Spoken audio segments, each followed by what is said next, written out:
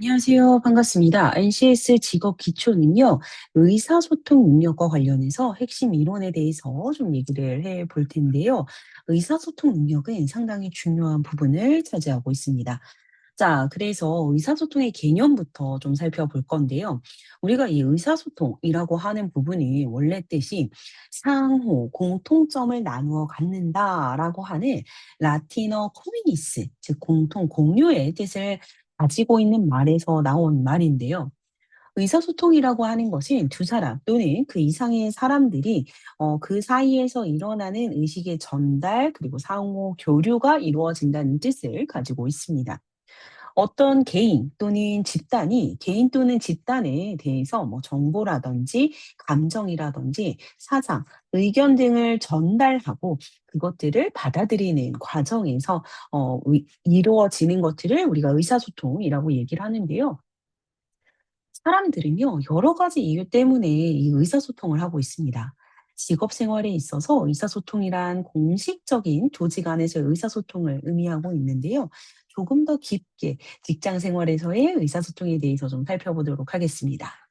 즉, 다시 이야기하면요, 이런 공식적인 조직 안에서 이루어지는 의사소통을 우리가 의사소통, 말 그대로 이제 서로 통하는 그런 부분들이라고 이야기를 하죠. 이 직업 생활에서 의사소통이요, 조직의 생산성도 높일 수 있고, 사기를 높일 수도 있고, 그 다음에 정보를 전달하고 설득을 하려는 목적을 가지고 있습니다. 그래서 직업 생활에서의 의사소통의 중요성에 대해서 좀 살펴본다라고 한다면, 개인들이 집단을 이루어서 활동을 할 때 그 활동을 조금 더 효과적으로 수행을 하기 위해서는 이 조직 구성원들 간의 의사소통이 원활하게 이루어져야겠죠. 그래서 조금 더 효과적이고 그다음에 원활한 의사소통은요. 조직이랑 그다음에 팀에서의 되게 핵심적인 요소라고 볼 수 있겠습니다. 그래서 구성원 간에서 정보를 공유하거나 의사결정을 전달하는 중요한 수단이기도 하죠. 그래서 의사소통이라고 하는 것은 가장 단순하게 말하면 개인 간의 이제 그 상황에서 개인끼리 서로 이야기를 하는 부분들도 있을 거고 정보를 교환하는 과정일 수도 있다라는 이야기죠. 자, 그래서 여기에서 우리가 중요한 것은 의사소통이라고 하는 건 조직과 팀의 이 효율성과 효과성을 성취할 목적으로 이루어지는 이 구성원 간의 정보와 지식의 전달 과정으로서 여러 사람의 노력으로 공통의 목표를 추구해 나가는 과정이라고 볼 수 있죠. 그래서 집단 내의 기본적인 존재 기반이고 성과를 결정하는 핵심 기능이라고 할 수 있게 되는 겁니다. 그래서 나의 생각과 느낌을 좀 더 효과적으로 표현을 하는 것과 그다음 타인의 생각과 느낌, 사고를 이해하는 노력은 개인뿐만 아니라 조직과 팀에서도 되게 중요한 요소라고 볼 수 있겠죠. 그래서 이러한 인간관계에서 특히 조직 내에서의 의사소통이 중요한 이유는 이 직장 생활에서 필수적이고 대인관계의 기본이 되고 인간관계가 의사소통을 통해서 이루어지는 일종의 상호작용이 되는 거죠. 그래서 상호 간의 일반적인 이해와 동의를 얻기 위한 유일한 수단이기 때문에 이런 부분들이 상당히 중요해지고 있습니다. 그리고 뿐만 아니라 이러한 그 의사소통은요. 제각기 다른 사람들이 서로에 대해서 지각의 차이를 좁혀줄 수 있고요. 선입견을 줄이거나 제거해 줄 수 있는 수단이기도 하게 됩니다. 그렇기 때문에 우리들은 직장에서 상사나 동료 혹은 부하의 직업 그 사이에서 직업상 이런 의사소통이 이루어져서 상호 간에 공감을 하게 된다면 직장의 팀워크는 높아지고 그로 인해서 사기가 높아져서 능률이 향상되는 것이죠. 그렇기 때문에 이 직장 내에서 의사소통은 반드시 필요하다. 그치만 적절한 의사소통은요, 조직의 그 안에서 뭔가를 형성한다는 게 결코 쉽지는 않습니다. 네, 그래서 이 조직 구성원이 다양한 사회적 경험과 그다음 사회적 지위를 토대로 해서 개인의 한 개인의 집단이기 때문에 결국에는 동일한 내용을 제시하더라도 각각 다 다르게 받아들이고 반응을 하게 되겠죠. 그래서 이런 메시지는요, 고정된 단단한 덩어리가 아니라 되게 유동적이고 가변적인 요소이기 때문에 이 상호작용에 대해서 상당히 변할 수 있다라는 것을 조금 알고 계시면 좋을 것 같습니다. 자, 그래서 의사소통의 종류에 대해서 좀 우리가 살펴보려고 하는데요. 의사소통 종류 상당히 다양합니다. 뭐냐면 다른 사람들의 그러니까 대부분의 사람들이 의사소통하면 아주 어렵고 고도의 능력이 있어야 하는 것처럼 좀 생각을 하는 경우도 있는데 그냥 상대방의 말을 되게 잘 들어주고 내가 상대방의 말을 잘 듣고 있다는 표현을 해주고 상대방이 원하는 바를 잘 이해해서 업무 활동이나 일상생활에 필요한 부분에서 충분히 반영을 해 주면 되는 것들이 있겠죠. 자, 그래서 이 직장 내에서도 이 의사소통이 되게 다양하게 이루어지고 있습니다. 그래서 직장 생활에서 가장 흔하게 이루어지는 활동 중에 하나는 뭐냐면 기획서나 또는 보고서, 공문서 등을 이런 작성하는 문서 작성 활동이 있어요. 문서 작성을 위해서는 작성하고자 하는 문서에 대한 이해가 필요하겠죠. 그리고 문서의 내용이 무엇이 들어가야 하는지 또 동료에게도 물어야 되고 듣는 의사표현과 경청도 필요합니다. 간혹 과정에서 이제 작성을 하는 과정에서 문서가 뭐 외국인 회사에 보내야 되는 문서일 경우에는 업무를 협력하는 외국인과도 의사소통이 되어야 되니까 그냥 이렇게 간단한 문서를 이해하거나 전화 등이 가능하도록 조금 더 기초 외국어 능력도 좀 필수일 수 있겠죠. 자, 그래서 조금 더 세세하게 보게 되면 지금 현재 두 가지로 구분이 되어지고 있습니다. 문서적인 측면과 언어적인 측면으로 이렇게 두 가지가 되어져 있는데요. 일단은 제일 먼저 우리가 봐야 되는 건 이 문서적인 의사소통 능력이라는 겁니다. 이 문서적인 의사소통 능력은요. 문서로 작성된 글이나 그림을 읽고 내용을 이해하고 요점을 판단해서 이를 바탕으로 목적과 상황에 적합하도록 아이디어와 정보를 전달할 수 있는 문서를 작성하는 능력을 얘기하고 있습니다. 직업인이 갖추어야 할 이런 문서적인 의사소통 능력은요, 직장 생활에서 대부분 필요한 능력이라고 볼 수 있겠습니다. 전화 메모부터 고객을 위한 예산서, 뭐 주문서, 직장 내 의견 전달을 위해서의 보고서나 또는 공문에 이르기까지 다양한 상황에서 요구되고 있습니다. 그렇기 때문에 이 의사소통 능력으로서의 문서 이해 능력과 문서 작성 능력은요, 정말 정말 중요한 부분이고, 직업인으로서 업무에 관련된 문서를 통해서 구체적인 정보를 획득하게 되고, 수집하고 종합하기 위한 능력이 되는 것이죠. 더불어서 이를 바탕으로 상황과 목적에 적합한 문서를 시각적이고 그다음에 효과적으로 잘 작성을 하기 위한 능력을 꼭 갖추어야 되는 부분입니다. 자, 그래서 문서적인 의사소통은 언어적인 의사소통에 비해서 조금 더 권위감이 있고요. 그다음 정확성을 기하기 쉽고 전달성이 높고 보존성도 큽니다. 문서적 의사소통은 언어적 의사소통의 한계를 극복하기 위해서 문자를 수단으로 하는 방법이긴 하지만 이 또한 그리 쉬운 것은 아니게 되겠죠. 문서적인 방법은 때로는 필수 불가결한 것이기는 하긴 한데 때로는 혼란과 또는 곡해를 일으키는 경우도 얼마든지 있기 때문에 되게 어렵다라는 이야기고요. 이와 비교적으로 이제 언어를 통해서 하는 의사소통이 있습니다. 언어를 통해서 하는 의사소통의 방법은 가장 오래된 거고요. 이 부분이 사람이 이제 언어를 수단으로 하는 의사소통에서 공식적이든 비공식적이든 간에 자신의 일생에서 한 75% 정도의 시간을 사용한다고 해요. 그래서 원활한 의사소통 방법으로서 직업인에게 요구되는 언어적인 의사소통 능력인 상대방의 이야기를 듣고 의미를 파악하고 이에 적절히 반응하고 또한 나의 의견에 나의 의사를 목적과 상황에 맞게 또 설득력을 가지고 표현하기 위한 능력으로 꼭 필요한 부분입니다. 그래서 언어적 의사소통이라고 하는 부분이 여타 다른 의사소통보다는 정확을 기하기가 조금 어려운 경우들이 많아요. 그런데 이 대화를 통해서 상대방의 반응이나 감정을 좀 더 살필 수 있고 그때그때 상대방에게 설득할 수 있도록 있는 부분들이 있죠. 그러니까 되게 유동성을 가지고 있더라.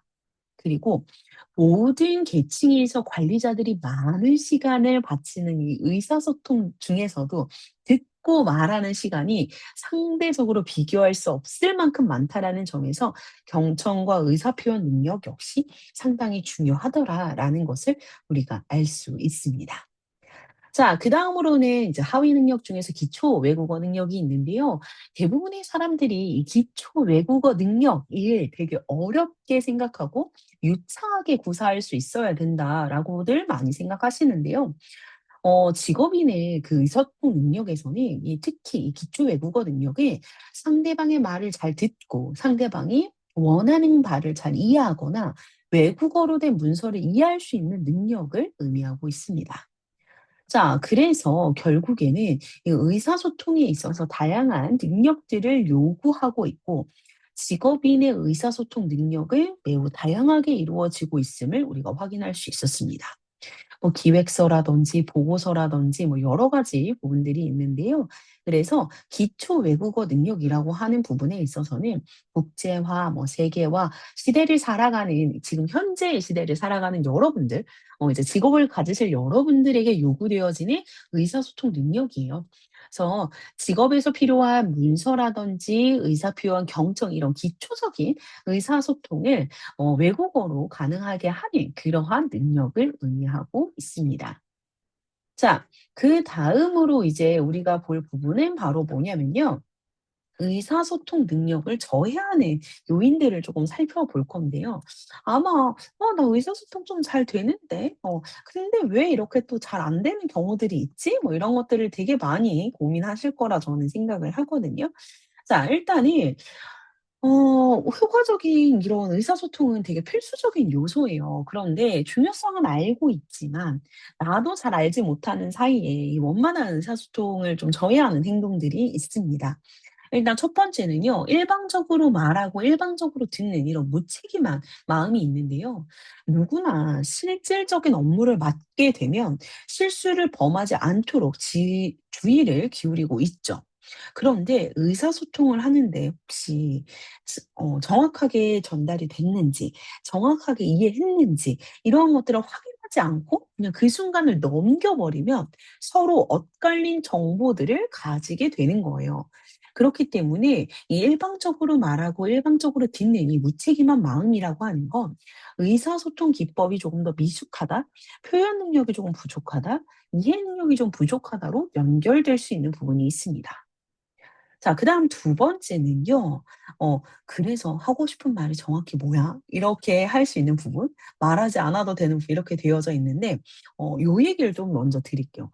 전달했는데 이미 아는 거라고 착각할 수도 있죠. 사소한 것이라고 하더라도 엇갈린 정보를 바로잡지 않은 채 그냥 커뮤니케이션을 하게 되면 업무상의 문제가 발생을 합니다. 나는 전달했는데 아는 줄 알았는데 이런 착각에 빠지게 되는 경우들이 있다라는 이야기죠. 그래서 범원 응대에서 오는 이 착각이 서로의 엇갈린 정보만을 갖게 할 뿐이게 되고 평가적이거나 또는 판단적인 태도 또는 잠재적인 의도로 인해서 의사소통이 저해되는 부분들도 존재하고 있습니다. 그다음에 말하지 않아도 아는 문화. 이거는 우리나라에 조금 더 많이 강조되는 부분인 것 같아요. 말하지 않아도 안다, 호흡이 척척 맞는다, 일을 눈치로 배워라, 이런 직접적인 대화를 통해서 관계를 하는 것보다는 오히려 눈치를 더 중요하게 생각하니 의사소통을 미덕이라고 생각하시는 경우들이 상당히 많습니다. 말하지 않아도 마음이 통하는 관계보다는 관계가 그게 또 최고의 관계인 것은 솔직히 맞죠. 그렇긴 하지만 이런 비즈니스 현장에서 가장 필요한 것은 마음으로 아는 눈치의 미덕보다는 오히려 정확한 업무 처리를 한다는 것이 더 중요하다. 그래서 과거의 경험이나 선입견 이런 고정관념들 때문에 의사소통이 좀 더 저해되는 그런 부분들이 있더라라는 것도 알고 계시면 좋을 것 같습니다. 자, 그다음으로 의사소통 능력을 개발하는 방법과 관련해서 얘기를 해볼 건데요. 나의 의 의사소통 능력을 개발하는 것이 결코 쉽지는 않습니다. 대부분의 사람들이 의사소통 능력을 개발하려고 계획하려고 그 되게 노력해요. 그치만 실제로 그것이 잘 지켜지지 않는 것들이 대부분이에요. 아마 여러분들도 한번 생각해 보시면 좋을 것 같아요. 내가 누군가와 대화한다고 했을 때 '어 대화가 잘 되나?' 막 이런 고민들을 하실 수 있겠죠. 그래서 결국에는 이 의사소통 능력 개발 계획을 세우는 데 있어서 나에게 필요한 능력이 무엇인지 내 스스로에 대해서 정확한 관찰, 계획, 끈기 이런 것들이 없다 보니까 어렵더라라는 이야기가 되는 것입니다. 그래서 의사소통 능력을 되게 개발할 수 있는 방법들이 있는데 우리가 저해 요인을 이제 확인을 했잖아요. 이것을 가지고 이제 극복을 해서 의사소통의 정확성, 수용성 이런 것들을 좀 개선해 주실 필요가 있더라라는 이야기입니다. 그래서 내 스스로가 이 의사소통의 중요한 주체임을 내가 알고 있고 '내가 먼저 이해시키는 노력이 좀 더 필요하다.'라는 것을 조금 알고 계시면 좋을 것 같아요. 그리고 이 타인을 이해하려는 노력과 조직의 구성원으로서 이 조직 분위기를 개선하도록 노력하는 건 역시 상당히 중요하더라. 그래서 방법을 좀 제시를 해 드리면 첫 번째는 사후 검토와 피드백을 주고받는 겁니다. 피드백이라고 하는 것은 상대방에게 그의 행동의 결과에 대해서 어떤지를 이제 정보를 제공해 주는 역할을 얘기하죠. 그러니까 다시 말하면 그 사람이 한 행동이 나의 행동에 어떤 영향을 미치고 있는가에 대해서 상대방한테 솔직하게 이제 알려주는 거죠. 그래서 의사소통 왜곡에서 오는 이런 오해와 부정확성을 줄이기 위해서는 어 그 말하는 사람 또는 전달하는 사람 모두가 다 실제로 이 사후 검토 피드백을 통해서 메시지의 내용이 실제로 어떻게 해석되고 있는지 좀 알아볼 필요가 있다라는 이야기입니다. 그래서 얼굴을 맞대고 하는 이런 의사소통에서 이 사후 검토나 피드백이 직접 말로 물어볼 수도 있고 얼굴 표정 등으로 정확한 반응을 얻을 수도 있기 때문에 되게 용이한 부분들이 있죠. 그래서 이런 피드백을 상대방이 원하는 경우 그다음에 대인 관계에 있어서 그 행동을 좀 개선할 수 있는 기회를 제공할 수 있다는 장점이 있지만 부정적이고 비판적인 피드백을만 계속해 주게 되면 결국에는 긍정적이면 부정적이면 이 균형을 못 잡게 되면 한쪽으로 쏠리게 되는 그런 경우들도 있더라라는 이야기입니다. 그다음 두 번째는요. 언어의 단순화입니다. 의사소통에서 나누는 이런 내용을 좀 구성을 할 때 사용되는 언어는 받아들이는 사람을 고려해서 어휘들을 좀 더 주의해서 선택을 해야 되고 어 그 의사소통에 필요한 상황에 따라서 뭐 용어의 선택이 좀 더 달라질 수 있는 그런 부분들도 있죠. 그래서 전문 용어는 그 언어를 그 해당 언어를 사용하지 않는 그런 집단 구성원들 사이에서 상용이 될 때 이해를 쪼끔 더 높일 수 있는 그런 부분들이 있는데 조직 바깥에 있는 사람들 같은 경우에는 '이게 무슨 말이지?' 아니면 좀 더 오해하게 되는 요런 부분들이 있다라는 것도 우리가 알고 계시면 좋을 것 같습니다. 자, 그다음으로 적극적인 경청입니다. 우리는 다른 사람과 대화를 할 때 신체적으로는 가까이 있으면서도 상대가 말하고자 하는 내용에는 관심을 보여주지 않고 있어요. 그래서 그 사람과 이제 의미 있는 대화를 더 이상 나누기가 어렵게 되는 거죠. 그래서 단순하게 상대방의 이야기를 들어주는 것과 경청은 조금 달라요. 그래서 듣는 것이 수동적인 데 반해서 경청은 좀 더 능동적인 의미를 탐색하는 것을 의미하고 있거든요. 그래서 여기에서 이제 경청의 의미라고 했을 때 이제 경청이라고 하는 부분에서 듣는 것만을 포인트를 갖는 게 아니라 의사소통을 하는 양쪽 모두가 같은 주제에 관해서 생각을 하고 있다라는 것이죠. 그런데 이 경청이라고 하는 게 지속적인 노력을 필요로 하고 있고요. 전적으로 좀 정신력의 집중을 필요로 하기 때문에 그렇게 쉬운 일은 아닙니다. 그래서 상대의 입장에서 좀 생각하려고 노력을 하면서 감정이 이입됐을 때 이 현재 일어나고 있는 의사소통이 무엇인지에 대해서 이야기를 쪼금 더 되뇌이고 그다음에 좀 더 주의 깊게 경청을 해 주고 이런 부분들이 있다라는 겁니다. 그래서 이 적극적인 경청이 더욱더 용이해지는 그런 부분들이 있고 그다음에 감정 억제 부분이 있습니다. 우리는요, 감정적인 존재이기 때문에 언제나 이성적인 방법으로 의사소통을 하지는 않습니다. 의사소통에 있어서 느낌을 갖는다는 것이 아예 자연스러운 일이 되고요. 그런데 여기에서 중요한 게 내 상황에 따라서 어떤 문제에 대해서 감정적으로 좋지 못한 상황이 있을 때 듣거나 또는 문서가 주어지는 경우에 메시지를 좀 더 왜곡하기 쉬운 그런 부분들이 있겠죠. 반대로 생각을 해보면 내가 전달하고자 하는 의사 표현을 좀 더 명확하게 어 하지 못하는 경우가 있을 수는 있어요.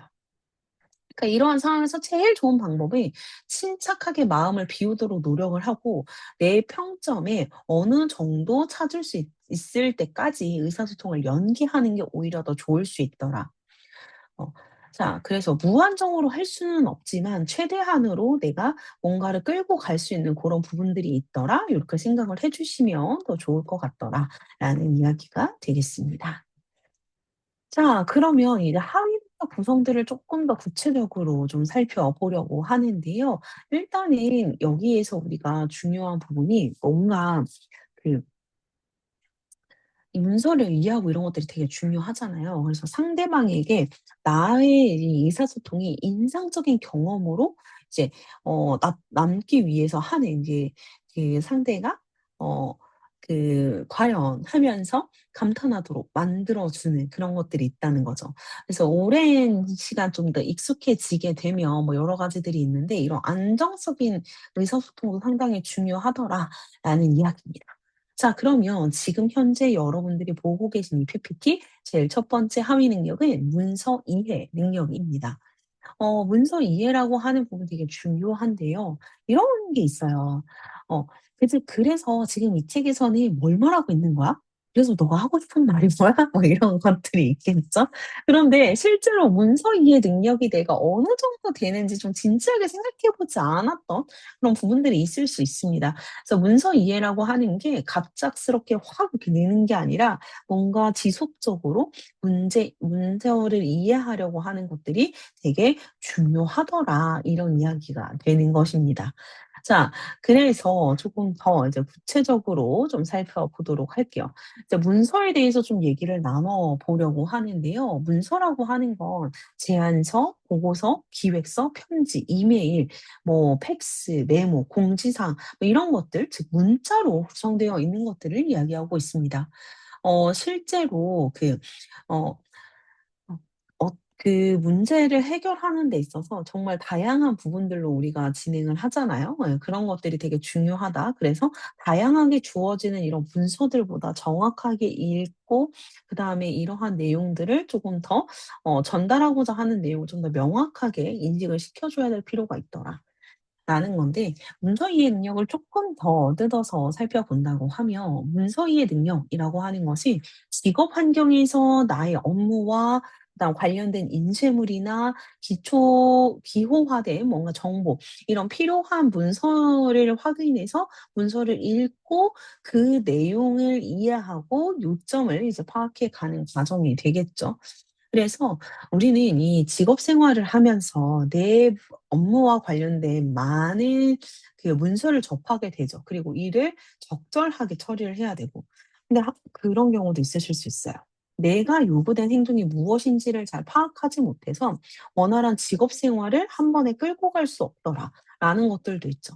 그래서 여러분들이 이제 주어진 문서를 읽고 과정을 이해하고 뭐 요런 부분들이 있을 겁니다. 그래서 각종 문서나 자료에서 뭔가 수록된 정보라든지 뭐 비교적 통합을 한다든지 그리고 더 나아가서 나에게 필요한 동물이 무엇인지 뭐 추론할 수 있어. 뭐 이런 것들이 있다라는 이야기죠. 예. 필요한 동물이라기보다 행동이 무엇인지를 좀 더 우리가 체크를 해 줘야 된다. 자, 그래서 이 문서에 나타난 타인의 의견을 이해해서 요약하고 정리할 수 있는 능력이 이 직업 생활에서 원활한 문서 이해 능력으로 작용이 되더라라는 이야기가 되겠습니다. 자, 그다음으로는 이 문서의 종류인데요. 문서의 종류는 좀 상당히 중요한 부분을 차지하고 있습니다. 문서의 종류에는 되게 다양한 문서들이 있는데요. 일단 제일 먼저 공문서라는 것이 있습니다. 공문서는 정부 행정기관에서 대내적 혹은 대외적 공무를 집행하기 위해서 작성하는 이런 문서를 의미하고 있는데요. 정부 기관이 일반 회사 또는 뭐 단체로부터 접수하는 문서 또는 일반 회사에서 정부 기관을 상대로 사업을 진행된다고 했을 때 또 작성하는 문서로 이제 이야기를 하고 있는데요. 이런 엄격한 그 규격과 양식에 따라서 정당한 권리를 가진 사람이 작성해야 된다. 그리고 최종 결정권자가 그 결재가 있어야 이제 문서로서의 기능을 성립할 수 있다라고 하는 특징을 가지고 있더라라는 이야기가 되겠습니다. 그다음으로 이제 기획서입니다. 기획서는요, 적극적으로 아이디어를 내고 기획해서 하나의 프로젝트를 이제 문서 형태로 만들어서 상대방에게 기획의 내용을 전달해서 기획을 시행하도록 하는 이런 설득하는 문서가 되겠고요. 그다음 기한서라는 것이 있는데요. 기한서라고 하는 거 되게 많이 헷갈려 하시더라고요. 기한서는 회사의 업무에 대해서 협조를 구하거나 의견을 전달할 때 작성을 해서 흔히 사내 공문서라고도 불리고 있습니다. 그다음 보고서의 경우에는요. 특정 일에 관해서 현황이나 뭐 그 진행 상황 또는 연구, 검토 결과 등을 보고하고자 할 때 이제 작성하는 문서인데요. 이 보고서 안에는 이제 영업 보고서라는 게 있어요. 영업 보고서라고 하는 건 이게 재무제표랑은 조금 다르게 영업 상황을 이제 문장 형식으로 기재해서 보고하는 문서가 있고 결산 보고서라는 것도 있는데요. 결산 보고서라고 하는 것은 진행됐던 사안의 수익과 지출 결과를 이제 보고하는 문서, 그리고 일일 업무, 뭐 주간 업무 해서 이제 업무와 관련된 상황을 보고하는 문서도 있습니다. 그리고 출장 보고서도 있는데 출장 보고서는 말 그대로 내가 이제 회사 업무로 출장을 다녀서 외부 업무나 그 결과를 보고하는 문서를 얘기하고 있고 회의 보고서의 경우에는 회의 결과를 정리해서 보고하는 문서 이런 종류들을 포함하고 있습니다. 그다음으로는 설명서라는 것이 있는데요. 설명서는 대개 상품의 특성이나 사물의 성질과 가치, 작동 방법이나 과정을 소비자에게 설명하는 것을 목적으로 하는 문서가 되겠습니다. 그래서 설명서의 종류를 좀 살펴보신다면 상품 소개서나 또는 제품 설명서가 있는데 상품 소개서의 경우에는 일반인들이 좀 더 친근하게 읽고 내용을 쉽게 이해할 수 있도록 하는 문서를 의미하고 있습니다. 소비자에게 상품의 특징을 잘 전달해서 상품을 구입하도록 유도하는 것이 궁극적인 목적이고요. 제품 설명서의 경우에는 제품의 특성, 그리고 활용도에 대해서 세부적으로 언급하는 문서를 얘기하고 있습니다. 문서 구입도 유도를 하고는 있지만 제품의 사용법에 대해서 더 자세히 알려주는 것이 주된 목적이 되겠습니다. 그 다음으로 보도자료입니다.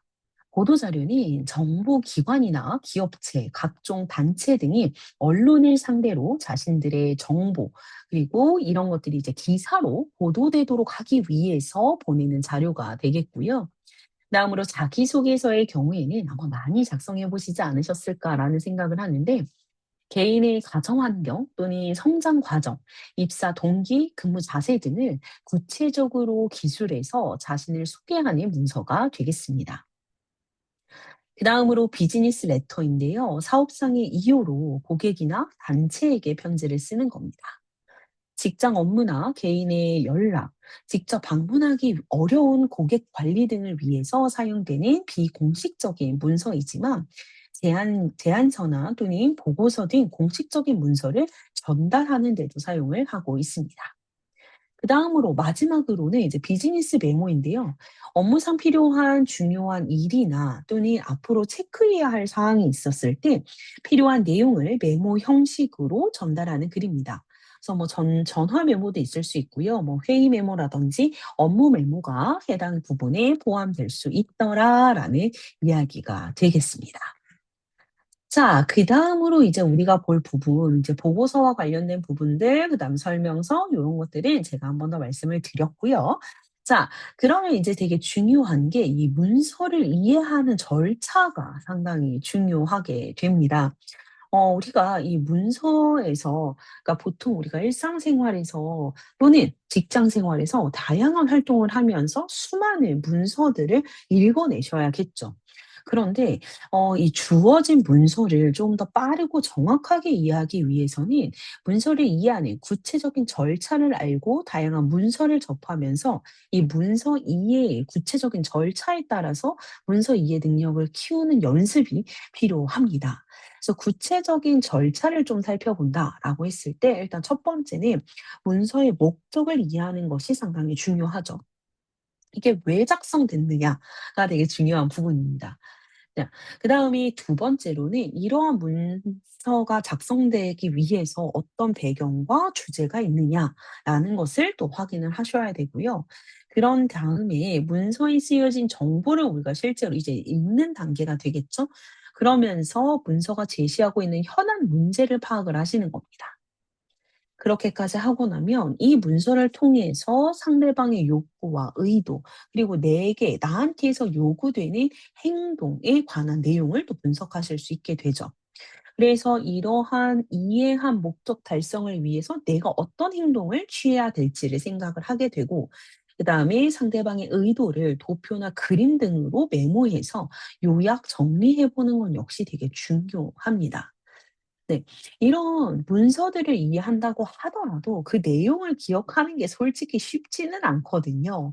거의 불가능에 가깝죠. 그렇기 때문에 각각의 문서에서 꼭 알아야 하는 이 중요한 내용만을 골라서 필요한 정보를 좀 획득하고 수집한 결과를 이제 종합하는 능력이 되게 중요하더라라는 이야기가 되겠습니다.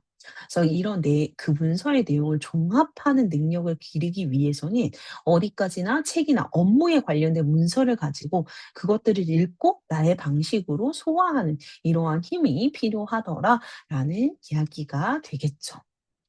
자, 그러면 이제 문서 작성과 관련해서 이야기를 좀 나눠 보도록 하겠습니다. 자, 일단 문서 작성. 우리가 이 직업을 가져서 글을 쓰는 행위 또는 뭐 또 다른 대화의 방법이 바로 이 글을 쓰는 거라고 저는 생각을 하거든요. 이게 글을 쓰는 것을 통해서 나의 생각을 보다 구체적이고 논리적으로 정리해서 좀 표현을 할 수 있다고 생각을 하는데요. 이 직업인에게 있어서 글쓰기라고 하는 것은 주로 직장 생활에서 업무와 관련된 문서 작성을 이야기하는 경우가 상당히 많습니다. 그래서 개인적인 이메일뿐만 아니라 뭐 이메일을 통한 업무 보고도 당연시하는 시대가 됐죠. 그렇기 때문에 나의 생각을 논리 정연하게 표현해야 되는 문서 작성이 더욱더 중요해지고 있습니다.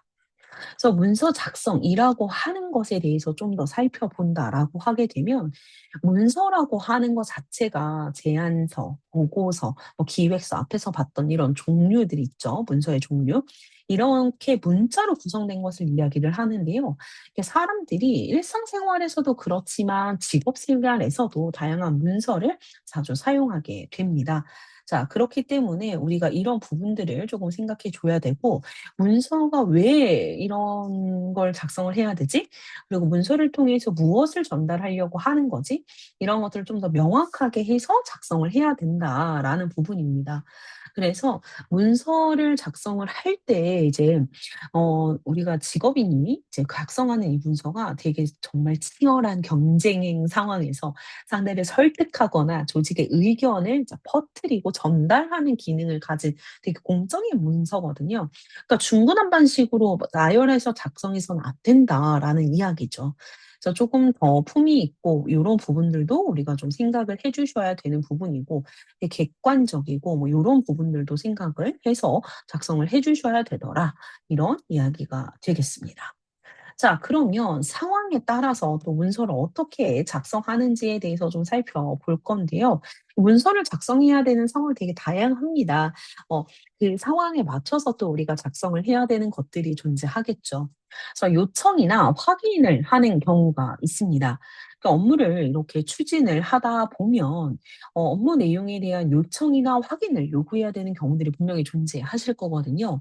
특히 이 부서 내에서가 아니라 되게 사소한 업무라도 다른 부서 차원이나 회사 차원으로 더 나아가서 뭐 외부 기관 또는 뭐 단체에게 뭐 확인을 하거나 요청을 할 때도 되게 생길 수 있는 그런 부분들이죠.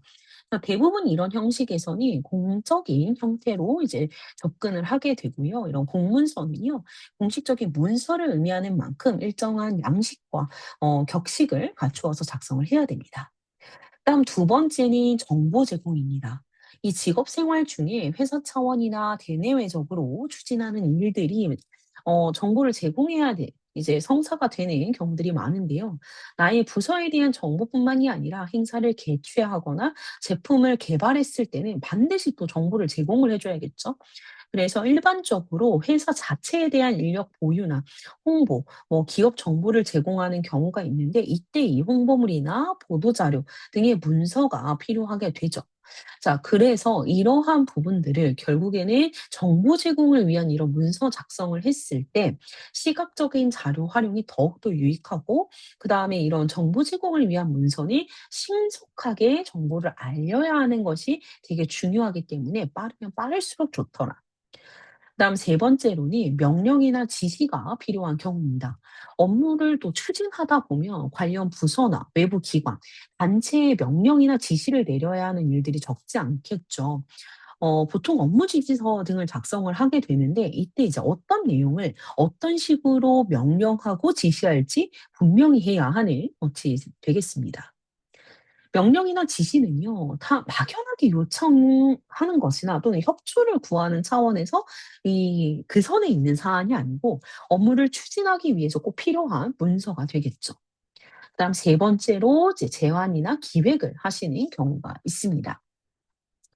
일을 하다 보면 업무에 대해서 제안을 하거나 기획해야 될 때 정말 많이 생기실 수 있습니다. 그래서 어떤 업무를 어떻게 혁신적으로 개선을 할 것이냐, 그리고 뭐 어떤 방향으로 추진할 것이냐, 이런 의견을 제시하는 것인데, 회사의 중요한 행사나 업무를 추진할 때 이제 대부분 제안서나 기획서를 이제 작성을 하게 됩니다.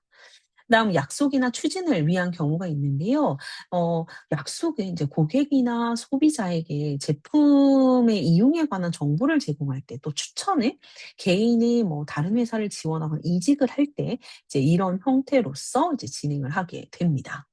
자, 그렇기 때문에 문서에 따라서 작성하는 방식이 다른데요. 이 문서의 서식은요, 각 회사나 기관별로 고유의 양식이 있으면 그에 따라서 작성을 하게 되고요. 결정되어 있지 않으면 많이 쓰여지는 양식을 따라서 작성을 하게 됩니다. 일단 제일 먼저 공문서인데요. 공문서는 회사 외부로 이제 전달이 되는 글인 만큼 누가, 언제, 어디서, 무엇을, 어떻게 이런 것들이 명확하게 드러나도록 작성을 해 주셔야 됩니다. 그리고 날짜는 연도와 월일을 반드시 함께 언급을 해 주고요. 날짜 다음에 괄호를 사용할 때 마침표 안 찍고 이런 규칙들이 존재합니다. 그래서 여러분들께서 이런 규칙을 다시 한 번 더 확인해 주셔야 되고 그 공문서 자체가 대외 문서이기 때문에 장기간 보관됩니다. 그렇기 때문에 정확하게 기술을 해야 되고 혹시나 내용이 복잡한 경우에는 다음 또는 아래와 같은 항목을 만들어서 좀 구분을 해 준다라는 걸 알고 계시면 좋을 것 같고요. 한 장에 담아내는 것이 가장 큰 포인트다라는 것도 알고 계시면 좋고 이게 끝날 때는 반드시 끝이라고까지 작성을 해 주셔야 되더라. 그다음으로는 이제 우리 기획서도 좀 살펴볼 건데요. 기획서의 경우에는 무엇을 위한 기획서인지 핵심 메시지가 정확하게 도출되었는지를 확인해 주셔야 되겠습니다. 기획서는요, 상대에게 어필을 해서 상대가 채택을 하게끔 하는 이런 설득력을 갖춰야 되는 문서가 되겠습니다. 그래서 상대가 요구하는 것이 무엇인지를 고려해서 작성을 해 주셔야 되고요. 그다음에 이 보통 그 기획서가 분량이 좀 많아요. 그러다 보니까 글의 내용이 좀 더 눈에 보여지도록 목차 구성에 신경을 쓰실 필요가 있고 핵심 내용을 전달해야 되거든요. 그렇기 때문에 핵심 내용을 표현하는 방식에 조금 더 신경을 써 주셔야 되더라라는 이야기가 되겠습니다. 그래서 전체적으로는 좀 내용이 많은 만큼 좀 더 깔끔하고 산뜻한 느낌이 들 수 있도록 작성해 주시면 좀 더 좋고요. 인용을 하게 되는 경우들이 있는데 이렇게 인용을 하게 됐을 때는 이 출처가 정확한지도 한번 좀 확인해 보실 필요가 있다라는 이야기가 되겠습니다. 자, 그다음으로는 이제 보고서인데요. 이 보고서의 경우에는 진행하는 과정에서 이제 보고할 때 많이들 사용을 합니다. 그렇기 때문에 간결하고 핵심적인 내용을 이제 도출을 하는 것이 가장 우선이고, 최대한 내용 중복은 피해서 접근을 하셔야 된다라는 이야기입니다. 그래서 업무상 상사에게 제출하는 문서이기 때문에 궁금한 점을 질문받을 것도 대비를 해 주셔야 된다. 그리고 좀 복잡한 내용일 때는 도표나 그림을 좀 더 활용하시면 좋더라라는 것도 알고 계시면 좋겠습니다. 그다음으로 설명서입니다. 설명서는요, 상품이나 제품에 대해서 설명하는 글이니까 정확하게 쓰셔야 하고요. 좀 문장이 길어지면 정확하게 전달하기가 조금 어렵습니다. 그렇기 때문에 간결하게 작성을 해 주셔야 되고, 전문 용어는 가급적이면 좀 사용하지 않으시는 것이 좋고, 역시 마찬가지로 좀 복잡한 내용이 들어왔을 때는 그림이나 이런 시각화를 할 수 있는 도구들을 활용하셔서 접근해 주시면 더 좋을 것 같습니다. 자, 그래서 이제 우리 주의사항이나 이런 부분들이 있는데, 지금 제가 말했던 것과 일맥상통하기 때문에 이 부분이 넘어가 보도록 하고요. 그다음으로는 경청 능력입니다. 이 경청 되게 중요한 부분을 차지하고 있는데, 의사소통을 위해서 기본적인 자세고요. 이 다른 사람의 말을 주의 깊게 들으면서 공감하는 능력을 가지고 이야기하고 있습니다. 그렇기 때문에 이 경청이라고 하는 거 되게 중요하다라는 것을 여러분들이 좀 기억해 주시면 좋을 것 같아요.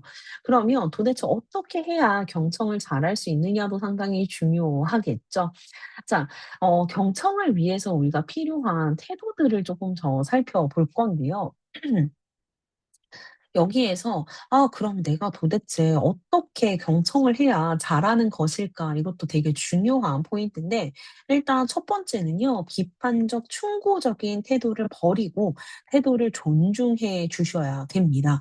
예. 그리고 내 감정을 솔직하게 전하고 상대를 속이지 않아야 한다라는 것도 되게 중요한 부분을 차지하고 있고요. 상대방이 말하는 의미를 이해할 수 있어야 되고, 이런 표현에도 조금 더 신경 써 주셔야 되는 것들이 있더라. 그래서 경청은 크게 두 가지로 구분을 하고 있는데요. 적극적 경청과 소극적 경청이라는 것이 있습니다. 적극적 경청의 경우에는 자신이 상대방의 이야기에 주의를 집중하고 있음을 통해서 이제 외적으로 좀 표현하는 것을 가지고 이야기를 하고 있고요.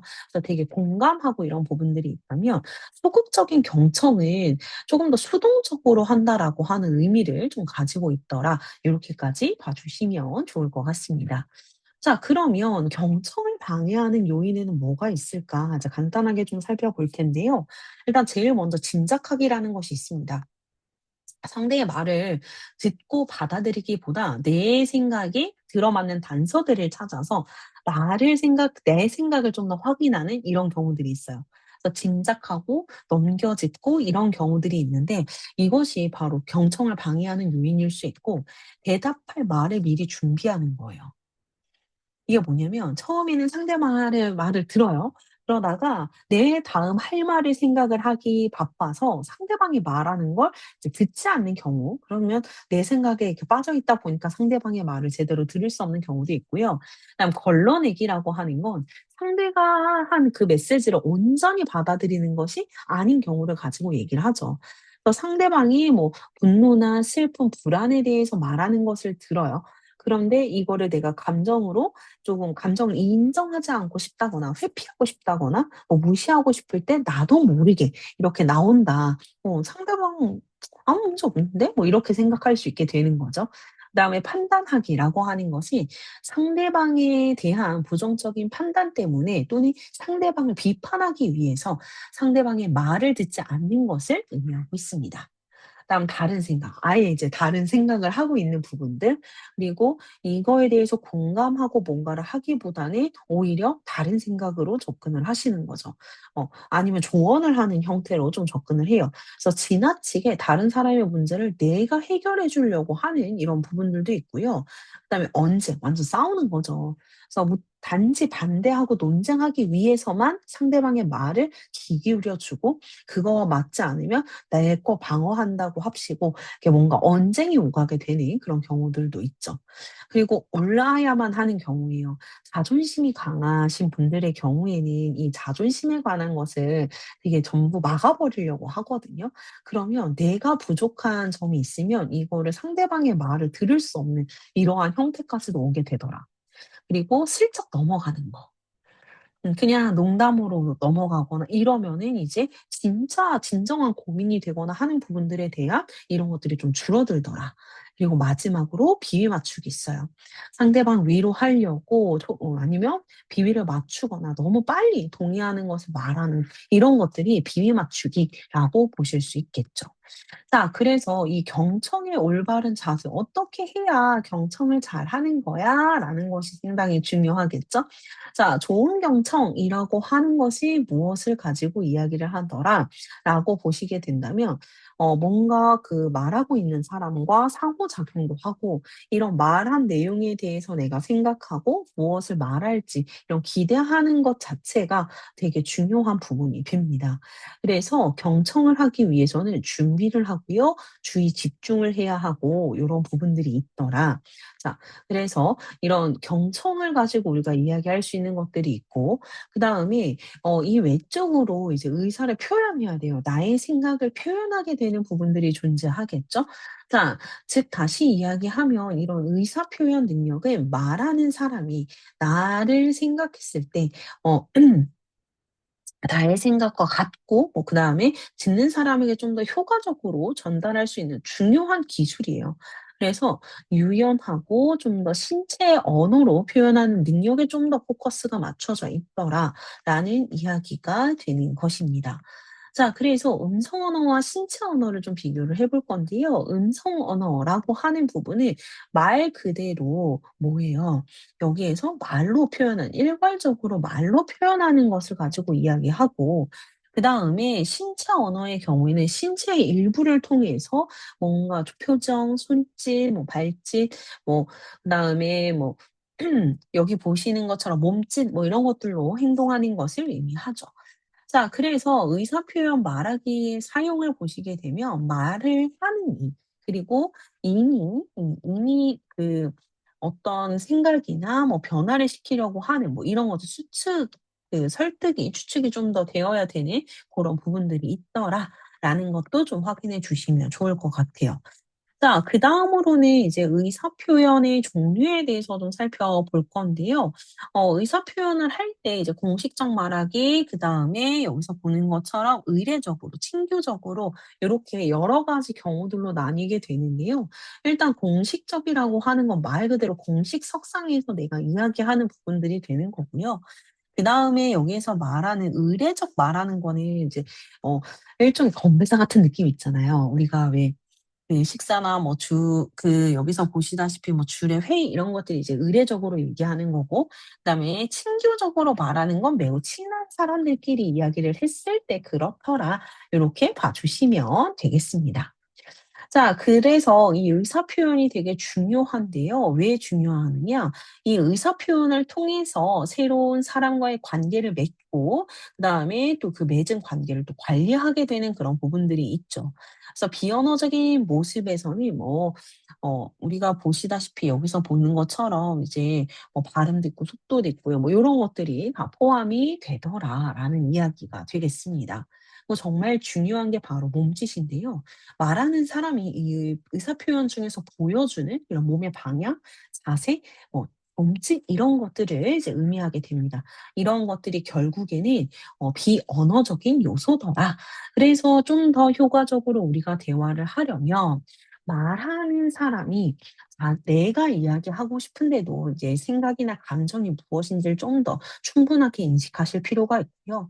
이러한 전달하고자 하는 메시지에 좀 더 집중을 해 주시고 그다음에 명료하게 좀 더 담기도록 해 주시면 좋더라라는 이야기 그 외적인 것들도 다양하게 있더라. 자, 그래서 이런 의사소통 나 도대체 어떻게 해야 해? 나 이거 진짜 처음 들어보는 방식인데 어떻게 해야 돼? 자, 일단은 잘못을 저질러서 즉 실수를 했을 때가 있어요. 자 이런 경우에는 어떻게 한다. 충고나 질책을 해서 좀 더 의사 표현을 하는 경우제 그런 실수가 있다고 했을 때 요런 이야기들을 우리가 나눠 볼 수 있을 것 같아요. 그다음에 샌드위치 화법이라고 해서 앞에 쿠셔너를 집어넣습니다. "그랬구나." 뭐 이런 것처럼 이렇게 쿠셔너를 이제 집어넣어서 이제 진행을 하고요.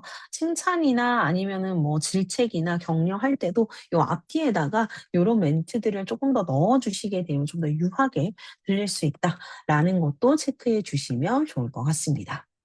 자 그래서 이 효과적으로 얻기 위해서 할 수 있는 것들이 이제 문 안에 한 발 들여놓기 그다음에 얼굴 부딪히기 요런 종류들이 있는데 한 번쯤 봐 주시면 좋을 것 같습니다. 마지막으로 이제 기초 외국어 능력인데요. 실제로 NCS 필기 시험에서 기초 외국어 능력에 문제가 별도로 출제되지는 않습니다.